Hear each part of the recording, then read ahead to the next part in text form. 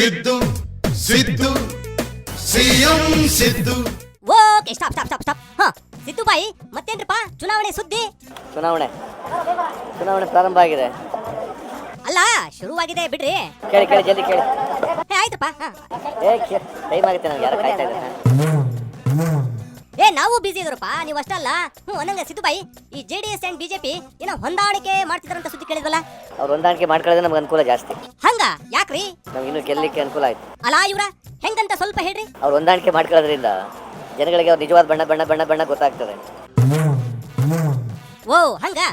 ಮತ್ತೆ ಯಾರು ಸೆಕ್ಯುಲರು ಯಾರು ಕಮ್ಯುನಲ್ ಅನ್ನೋದು ಬಹಳ ಸ್ಪಷ್ಟ ಗೊತ್ತಾಗ್ತದೆ. ಅಂದ್ರ ಈ ಮಾತಿನ ಅರ್ಥ ದೇವೇಗೌಡರು ಕುಮಾರಸ್ವಾಮಿ ನಾವು ಬಹಳ ಸೆಕ್ಯುಲರು ಅಂತೇಳಿ ಕಮ್ಯುನಲ್ ಪಾರ್ಟಿ ಬೈತಾ ಇದ್ರಲ್ಲ, ಈಗ ಗೊತ್ತಾಗುತ್ತೆ ಅವ್ರ ಬಣ್ಣ.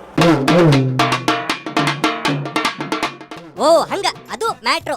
ಇನ್ನು ಅವರು ಸೆಕ್ಯುಲರ್ ಪಾರ್ಟಿ ಅಂತ ಹೆಸರು ಹಾಕೊಂಡು ಕೋಮುವಾದಿಗಳ ಜೊತೆ ಸೇರ್ಕೊಂಡಿರೋದ್ರಿಂದ ಇವ್ರಿಗೂ ಕೋಮುವಾದಿಗಳಿಗೆ ಯಾವ ವ್ಯತ್ಯಾಸ ಇಲ್ಲ. ಕರೆಕ್ಟ್ ಬಿಡ್ರಿ, ಹೋಗ್ಲಿ ಬಿಡಿ ಅದೆಲ್ಲ. ಮತ್ತೇನ್ರಪ್ಪ ನಿಮ್ಮ ಕ್ಲೋಸ್ ಫ್ರೆಂಡ್ ಪರಮೇಶಣ್ಣ ಏನಂತಾರ?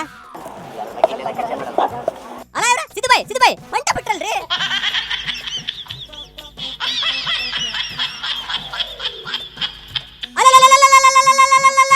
ನಮ್ಮ ಎಟ್ಟಿಜಿ ಆಫ್ಟರ್ ಲಾಂಗ್ ಗ್ಯಾಪ್ ನಮಗ್ ಸಿಕ್ರಲ್ರಪ್ಪ.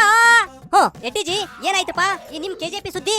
ಕೆಜೆಪಿ ಪಕ್ಷವಾಗಿ ಉಳಿಯುತ್ತೋ ಅಥವಾ ಯಾರ ಜೊತೆಗೆ ಅದನ್ನು ಮರ್ಜ್ ಮಾಡ್ತೀರಾ, ವಿಲೀನಗೊಳಿಸ್ತೀರಾ? ಈ ಪ್ರಶ್ನೆ ಬಹಳ ತಿಂಗಳುಗಳಿಂದ ನಡೀತಾ ಇದೆ.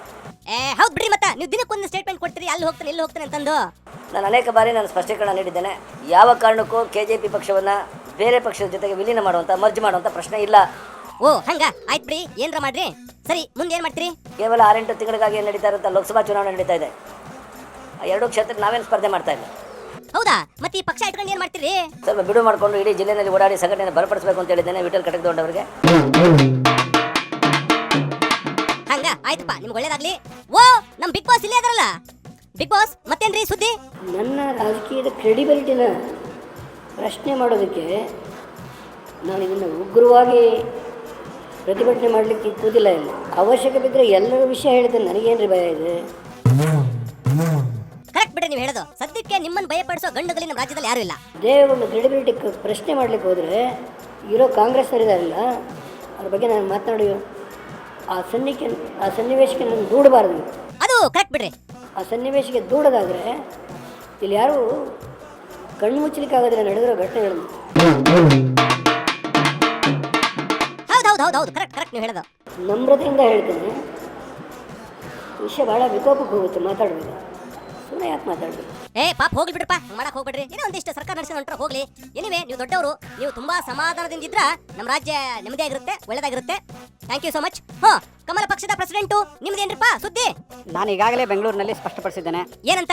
ಸನ್ಮಾನ್ಯ ಕುಮಾರಸ್ವಾಮಿ ಅವರು ಕಾಂಗ್ರೆಸ್ ಮತ ವಿಭಜನೆ ಆಗಬಾರ್ದು, ಅದಕ್ಕೆ ಹೊಂದಾಣಿಕೆಯನ್ನ ಮಾಡಿಕೊಳ್ಳೋಣ ಅನ್ನುವಂಥ ಒಂದು ಪ್ರಸ್ತಾವವನ್ನು ಮುಂದಿಟ್ಟಿದ್ದಾರೆ. ಹಂಗ ಮತ್ತೆ ಆಗ್ತಡ ಒಂದ್ಸಾರಿ ಹೊಡೀರಿ ಹಾಲಿಗೆ.